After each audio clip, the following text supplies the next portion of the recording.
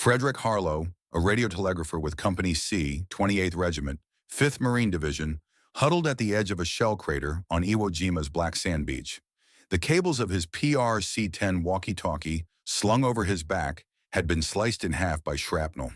In his ears, the staccato burst of a Japanese Type 96 light machine gun mingled with the screams of his comrades.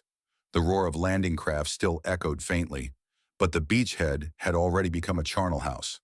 Of the 21 men in his lead landing team, 17 lay fallen beneath the pre-laid Japanese fire net.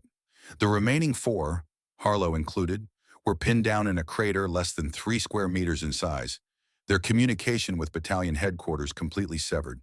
The black sand, churned by artillery, blazed with heat, and the stench of blood hung heavy in the air.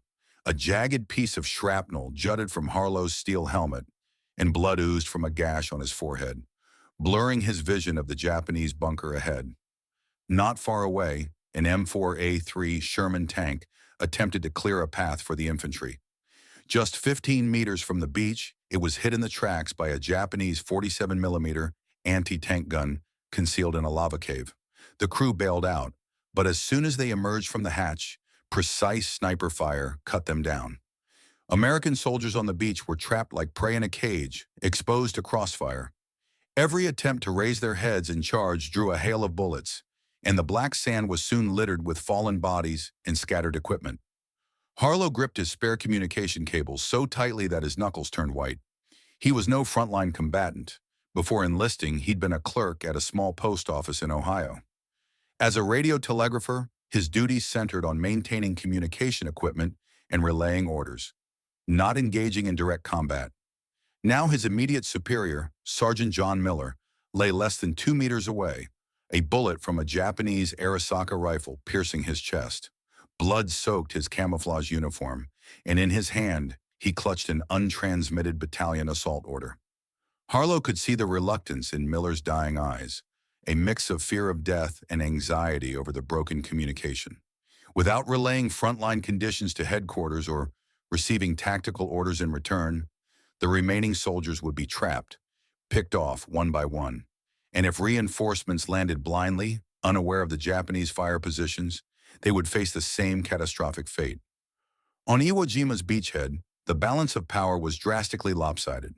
For the landing, the U.S. had deployed a massive force, 3 Marine divisions, 3rd, 4th, and 5th, totaling approximately 61,000 troops, supported by over 1,500 artillery pieces, 300-plus tanks, a naval task force of 6 battleships, 12 cruisers, and 56 destroyers, plus nearly 1,000 carrier-based aircraft. The plan was to saturate Japanese defenses with firepower, then seize the island with infantry. In contrast, the Japanese garrison, commanded by Lieutenant General Tadamichi Kuribayashi, numbered just 23,000 men with fewer than 300 artillery pieces, 23 tanks, and no naval or air support. On paper, the U.S. held an overwhelming advantage in manpower, equipment, and firepower. But the Japanese had transformed Iwo Jima into a fortress using its unique geography, abandoning beachhead resistance for a network of underground defenses, lava caves, rock crevices, and hand-dug tunnels, creating an impenetrable subterranean labyrinth. Japanese fortifications were brutally effective and well-concealed. Heavy weapons like machine guns and artillery were housed in camouflage bunkers with carefully designed firing ports forming overlapping fire nets that covered the entire beachhead. Most bunkers were reinforced with concrete and covered in thick layers of lava and sand, making them nearly impervious to naval gunfire and aerial bombing. Harlow's Company C, 28th Regiment, landed on the eastern beachhead, codenamed Green Beach, the most heavily defended sector. Here, 2 Japanese squadrons were deployed, armed with 12 Type 96 light machine guns, 6 Type 92 heavy machine guns, 4 47mm anti-tank guns, and 8 mortars, creating a multi-layered, all-encompassing fire zone. For 3 days prior to the landing, U.S. warships and aircraft had bombarded the island relentlessly, dropping over 13,000 tons of bombs and firing 20,000-plus naval shells. But the Japanese fortifications were so well hidden that most strikes missed their targets, leaving their defense network largely intact. Japanese fire intensified suddenly. Harlow watched as over a dozen Japanese soldiers emerged from a large lava cave on the left flank of the beachhead, charging the American positions with Arisaka rifles. Dressed in camouflage, they moved nimbly, using the undulations of the black sand for cover. The remaining U.S. soldiers fought back fiercely. M1 Garand rifle shots mingled with the rapid fire of Browning automatic rifles. But the Japanese assault was relentless, closing to within 10 meters of the crater. An American soldier rose to throw a grenade, only to be impaled by a bayonet, collapsing with a scream. Harlow cowered at the bottom of the crater, daring not to look up, listening to the roar of battle, the clash of weapons and the whistle of bullets. He knew the handful of survivors stood no chance against the charge. If the crater fell, they would all die. Despair deepened as Harlow tried to restart his PRC-10, hearing only a shrill static. Removing the walkie-talkie, he opened the casing and discovered that in addition to the severed cable, a capacitor, critical to its operation, had been damaged by the shock of explosions. Rummaging through his communication pack, he found only spare cables and a screwdriver. No replacement capacitor. Glancing at Miller's pack nearby, he crawled over, searching frantically for parts. Just then, a Japanese grenade landed at the crater's edge, its fuse hissing. A fellow Marine reacted instantly, kicking it away. The explosion sent Harlow flying, shrapnel slashing his arm and drawing blood. U.S. carrier-based aircraft finally appeared overhead, bombing Japanese fortifications. Bombs struck bunkers with deafening blasts, sending plumes of smoke into the air. Japanese fire abated temporarily, easing the pressure on the beachhead. But Harlow knew the reprieve would be short. He had to repair the walkie-talkie and reconnect with headquarters before the aircraft departed. Staring at the damaged capacitor, a desperate idea struck him. The spring from an M1911 pistol magazine might serve as a temporary replacement. He grabbed Miller's M1911, ejected the magazine, and removed the spring. Using his screwdriver, he carefully secured the spring in place of the capacitor, then reconnected the severed cable with spare wire. As Harlow made his final adjustments, Japanese fire resumed. One U.S. aircraft was hit by anti-aircraft fire, crashing into the sea in a trail of smoke. Panic spread among the Marines, some retreating. Clutching the repaired walkie-talkie, Harlow pressed the transmit button and shouted, "This is Lead Team. Company C. Request immediate support. Trapped in crater on Green Beach left flank. Heavy casualties. Japanese fire intense." He repeated the call, pressing the receiver to his ear, praying for a response. Only static greeted him. Had his makeshift repair failed, or was the signal jammed by Japanese equipment? Checking the wiring, he found the antenna cable loose. Reconnecting it firmly, he tried again. This time, a faint voice crackled through. "Battalion headquarters receiving. Repeat your message." Overjoyed, Harlow replied, "Harlow, radiotelegrapher, lead team. Landed on Green Beach, ambushed. 21 men down to 4. Communications Sergeant KIA. Request reinforcements and fire mission on Japanese bunkers left of Green Beach." He relayed precise coordinates and fire positions, information he'd memorized while pinned down. Headquarters responded immediately. "Harlow, message received. Reinforcements en route. ETA 5 minutes. Aircraft targeting your marked positions. Mark with signal flare." Harlow pulled his signal pistol from his pack, loaded a red flare, and scanned the sky. Meanwhile, the Japanese launched another charge, larger than before, screaming as they surged toward the crater. The 3 remaining Marines out of ammunition drew their bayonets, preparing for hand-to-hand combat. Harlow gripped the signal pistol, eyes fixed on the sky, praying the aircraft would arrive in time. U.S. warplanes returned. Harlow fired the signal pistol, and the red flare streaked across the smoky sky, marking the Japanese bunkers. The aircraft adjusted course, unleashing a barrage of bombs and machine gun fire. Japanese bunkers erupted in flames, their defenders buried under rubble. Simultaneously, U.S. reinforcements arrived aboard landing craft, charging the Japanese positions under tank cover. Japanese fire was suppressed, their assault halted, and surviving troops retreated into underground fortifications. Harlow collapsed into the crater, gasping for breath. His arm and forehead throbbed with pain, but he barely noticed. Watching the tide of battle turn, he felt a surge of relief.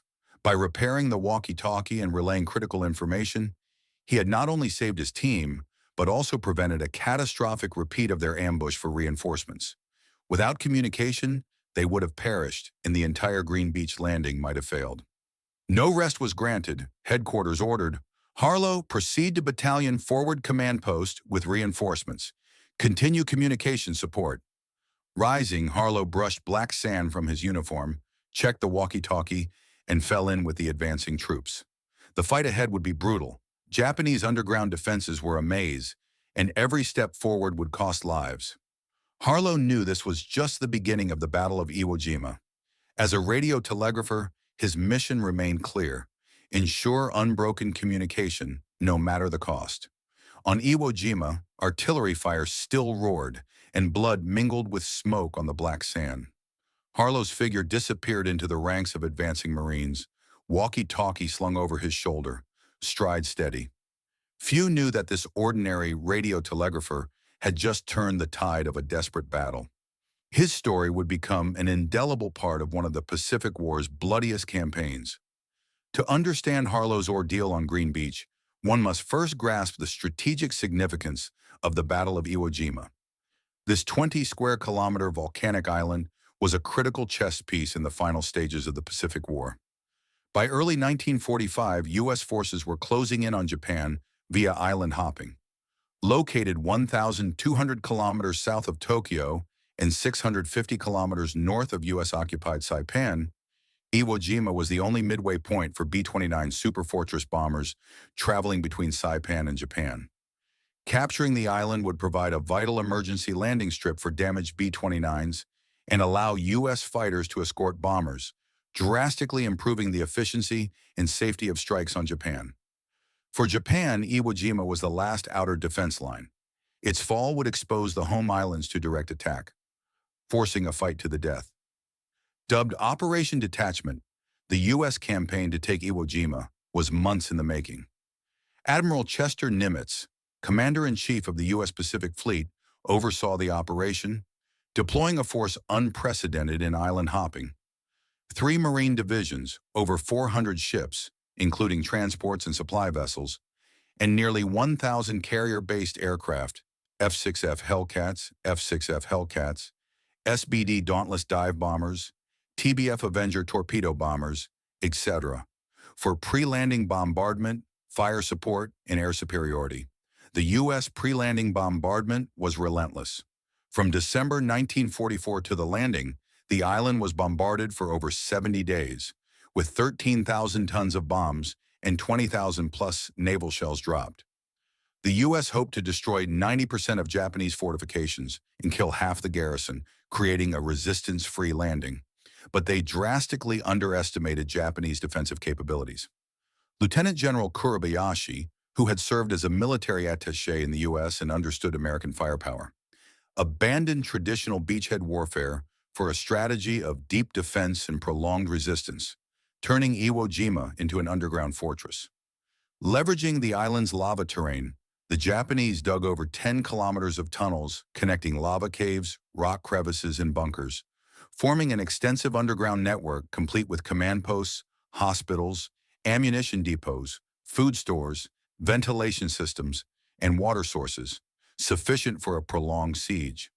Fire positions were hidden underground or semi-underground, with camouflaged firing ports that only briefly exposed themselves during combat, making them nearly impossible to target. Additionally, the beachhead was littered with landmines, barbed wire, and anti-tank trenches, further strengthening defenses. Harlow's 5th Marine Division, formed in January 1944, was a relative newcomer to combat but comprised well-trained, high-morale troops. Its mission was to land on green and red beaches in eastern Iwo Jima, break through frontline defenses, and capture Mount Suribachi, an iconic volcanic peak and key Japanese stronghold. Harlow's Company C, 28th Regiment, was the division's vanguard, tasked with seizing Green Beach and securing a beachhead for follow-on forces. The landing began at dawn. As the morning light broke, U.S. warships unleashed a final bombardment, and carrier-based aircraft conducted dive bombing runs, shrouding Iwo Jima in smoke and flame. Soon after, landing craft departed transport ships, heading for the beach. Harlow's lead team boarded an LCVP, landing craft, vehicle, personnel, a slow, lightly armored craft capable of carrying 36 troops, vulnerable to enemy fire. Standing inside the LCVP, Harlow clung to the rail, his PRC-10 secured tightly to his back. He felt the craft's violent rocking in the waves, and the roar of naval guns, aircraft, and waves filled his ears. Most Marines remained silent, gripping their weapons, staring at the smoke-shrouded island ahead, their faces tense. Harlow checked his walkie-talkie repeatedly, battery charged, wires connected. As a radiotelegrapher, his job was to establish communication with headquarters immediately after landing, a critical link for the entire lead team. When the LCVP reached the transfer zone near Iwo Jima, troops boarded smaller amphibious tractors for the final run to the beach. U.S. fire support continued, with aircraft targeting Japanese positions, but most fortifications remained intact. When the tractors were 500 meters from shore, Japanese fire erupted. First sporadic machine gun rounds clanging off armor, then mortar and anti-tank fire. A shell landed near Harlow's tractor, sending a geyser of water into the air and shaking the craft violently, nearly throwing several Marines off balance. When Harlow's tractor reached Green Beach, the ramp dropped, and a hail of bullets swept across the sand. "Move out! Secure the beachhead!" Sergeant Miller shouted, leaping first and dropping to the scalding black sand. Harlow followed, crawling quickly to a low mound as trained. By then, other U.S. troops had landed, but Japanese fire was ferocious. Type 96 light machine guns and Type 92 heavy machine guns chattering, bullets kicking up sand all around. Harlow and his comrades took cover behind the mound. Miller ordered, "Harlow, contact battalion, report landing and request fire support." Harlow pulled off his walkie-talkie, flipped the switch, and pressed transmit.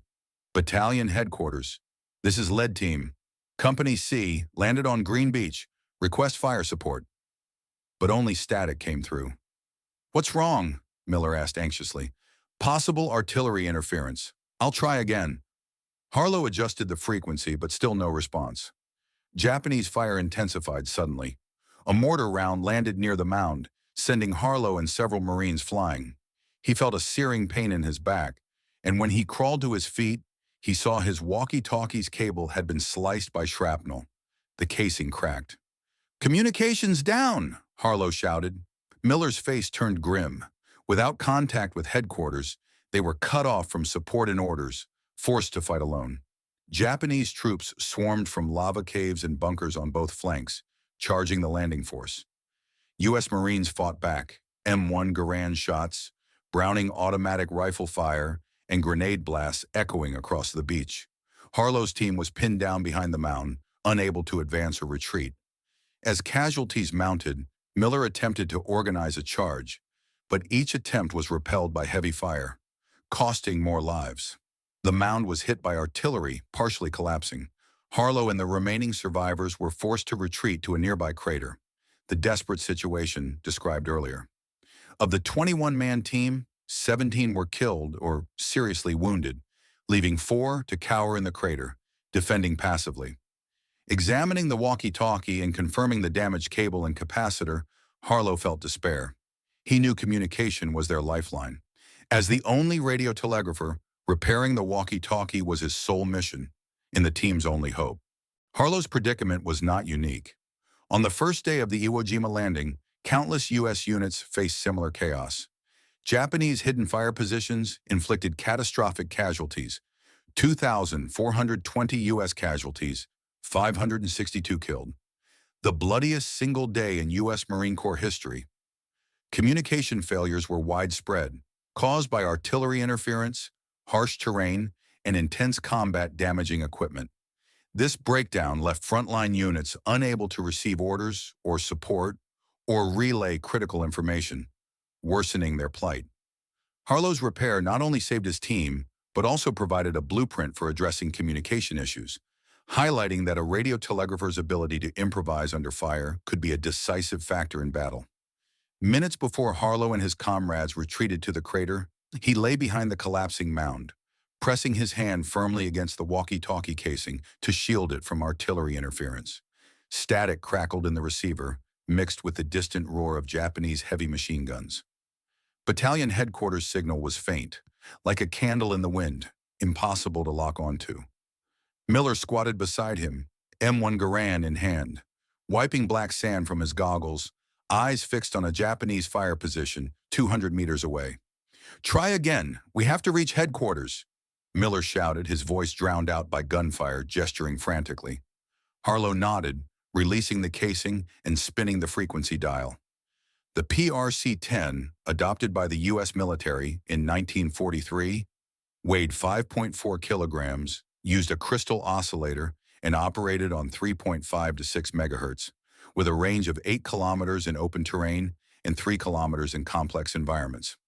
A vital link for frontline troops, it was portable and durable in extreme conditions but lacked protection. Cables and core components were vulnerable to shrapnel, and it suffered from poor anti-jamming capabilities in heavy artillery.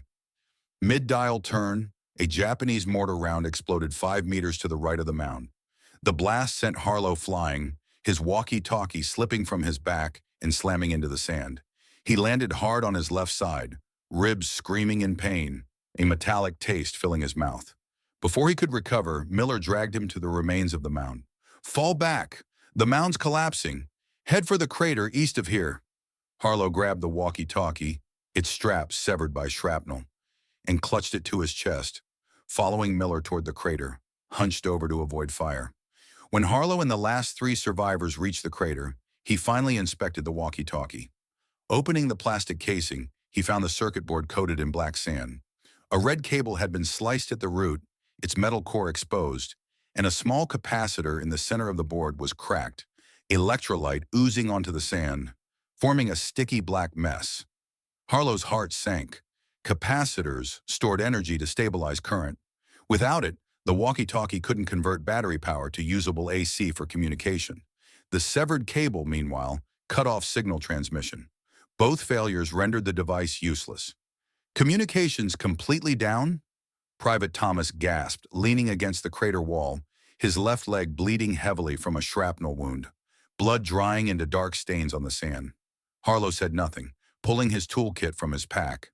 A small Phillips screwdriver, a roll of electrical tape, 2 spare cables, and a multi-tool. These were his only resources, his last hope. He used the pliers to trim the damaged end of the cable, exposing clean wire, then picked up a spare cable and began splicing it to the walkie-talkie circuit board. Outside the crater, battle raged.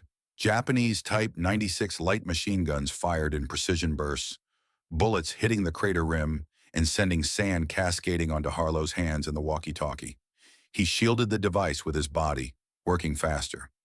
Splicing the thin wires required steady hands. Any mistake would short the circuit. Blood dripped from his forehead onto the board.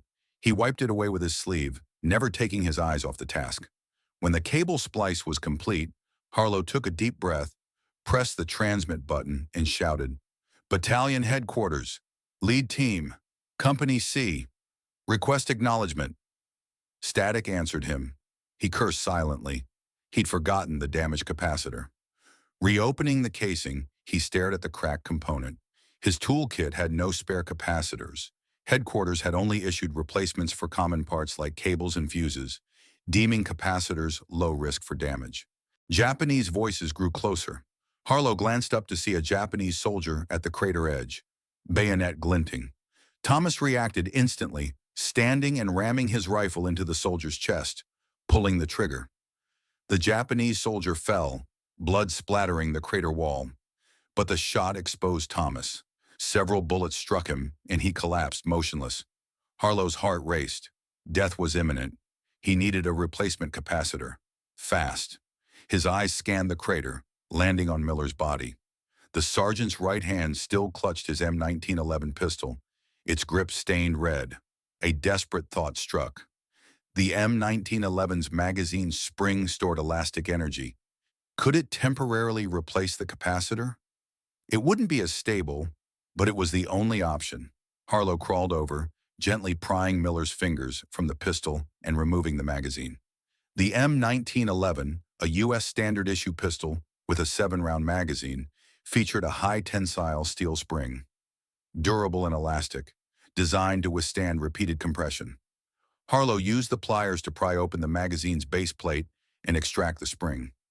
8 centimeters long and 1 centimeter in diameter, it was larger than the capacitor. He needed to trim it to size and secure it to the circuit board. The pliers' jaws were dull, and the steel spring was tough. Each cut screeched, jarring his eardrums. When the spring was trimmed, Harlow carefully placed it in the capacitor's socket, adjusting its angle to ensure contact with the circuit board's terminals.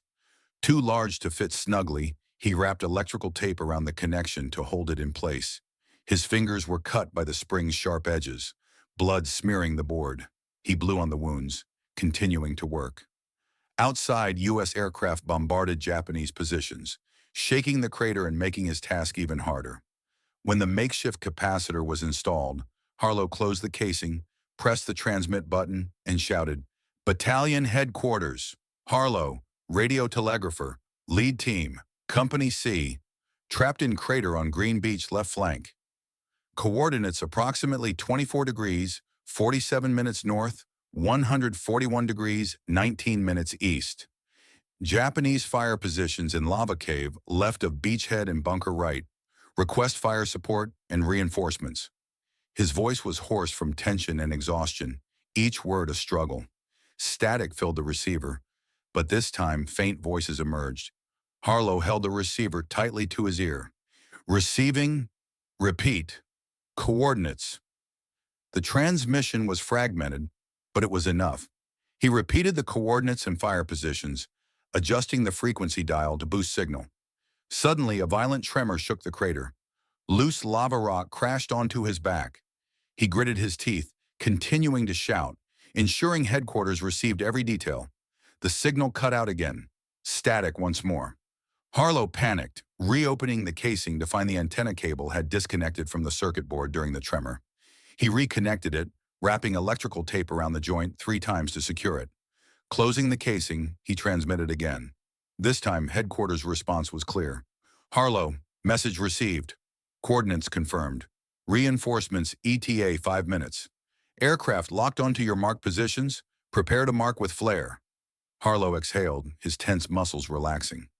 Leaning against the crater wall, he stared at the walkie-talkie.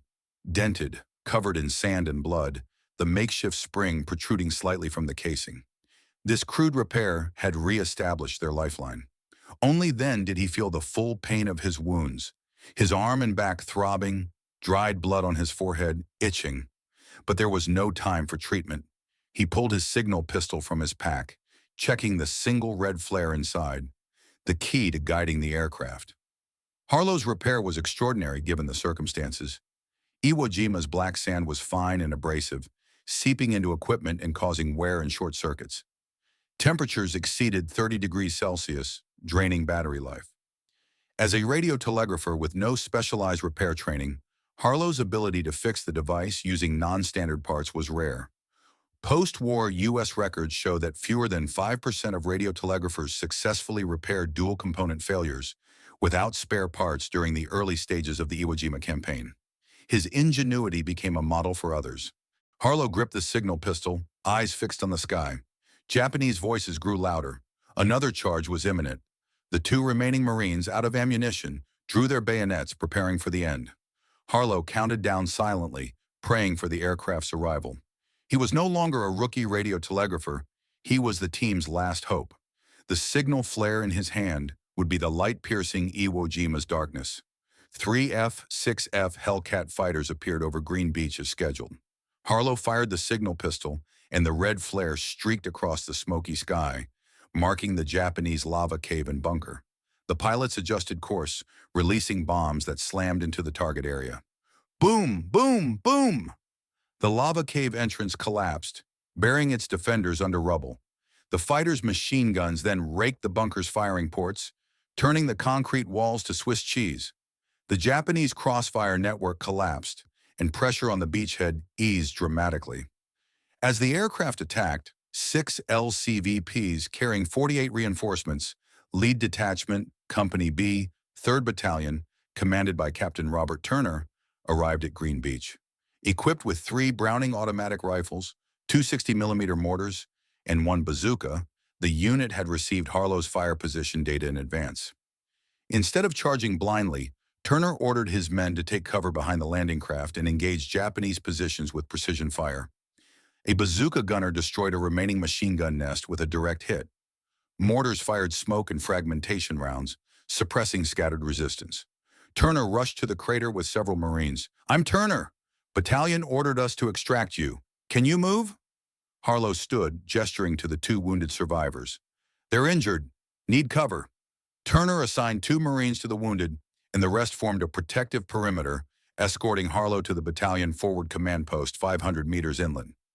During the move, Harlow relayed real-time updates on hidden Japanese positions, allowing the reinforcements to avoid ambushes.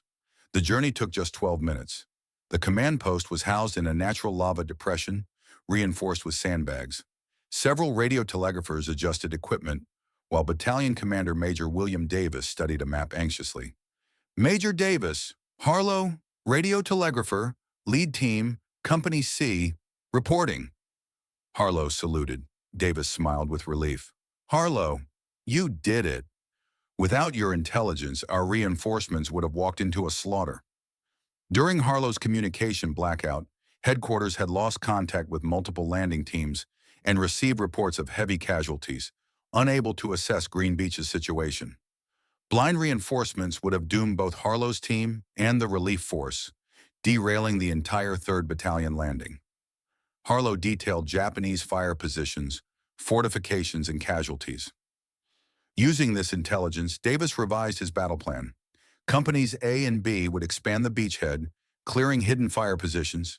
Company C would act as reserve, and artillery support would target Japanese deep defenses. Harlow was assigned to command post communications, using his repaired walkie-talkie to coordinate frontline units, headquarters, and fire support. For the next 4 hours, Harlow remained at his post, operating the walkie-talkie, relaying orders and updates. The device suffered intermittent signal issues from artillery vibrations, but Harlow resolved each problem within a minute, ensuring unbroken communication. Thanks to his efforts, U.S. operations grew more efficient. By the early afternoon, Company C had cleared 23 Japanese fire positions, destroyed 7 bunkers and 4 lava cave entrances, killed 127 Japanese troops, and suffered just 45 casualties. In contrast, the 27th Regiment, also part of the 5th Marine Division, faced severe communication failures, resulting in 286 casualties and minimal progress by the same time. Harlow's repair had not only saved his team, but also boosted the entire battalion's combat effectiveness. Harlow's experience prompted immediate changes. Battalion headquarters revised radiotelegrapher spare parts lists to include capacitors and resistors, and organized emergency repair training, promoting Harlow's improvisation techniques. In subsequent battles, multiple radiotelegraphers used similar methods to restore communication, proving invaluable. As dusk fell over Iwo Jima, Japanese attacks diminished to sporadic harassment. After a day of fighting, the 5th Marine Division had advanced 1.2 kilometers, securing the core beachhead and enabling follow-on landings and resupply. Harlow finally rested, leaning against a sandbag. His wounds were infected, and his forehead gash bled again. A corpsman treating him joked, "This walkie-talkie's tougher than you are." Harlow smiled, touching the device, his closest comrade in battle. The battle entered its 2nd day. Harlow was assigned to Company B, accompanying the unit inland as forward radiotelegrapher. The Japanese had shifted to guerrilla and sniper tactics, using tunnels to ambush U.S. troops. During the advance, a Japanese sniper bullet narrowly missed Harlow's head, striking his walkie-talkie. The casing was pierced, but the internal wiring and makeshift spring remained intact. Communication continued uninterrupted. Days later, U.S. forces had advanced 3 kilometers, capturing most of southern Iwo Jima, killing 4,000 Japanese troops and suffering 8,000 casualties. Communication improvements had accelerated progress. Over the first week of fighting, Harlow had facilitated 120-plus communications, relayed 86 tactical orders, and identified 41 hidden Japanese positions. His repaired PRC-10 became a heroic relic within the 3rd Battalion. A critical turning point came when U.S. forces captured Mount Suribachi. Harlow's Company B attacked from the east, with Harlow coordinating communication between the unit, headquarters, and air support. When U.S. Marines raised the American flag atop the peak, Harlow relayed the news immediately, boosting morale across the 5th Marine Division. This iconic moment's timely dissemination owed much to his steady communication. Post-war records highlight that improved communication was a key factor in U.S. success during the middle phase of the battle. Harlow's early repair not only supported the 3rd Battalion, but also drove broader improvements in the 5th Marine Division's communication system. Tactically, he addressed pre-war preparation gaps. Strategically, he stabilized the landing zone, laying the groundwork for ultimate victory.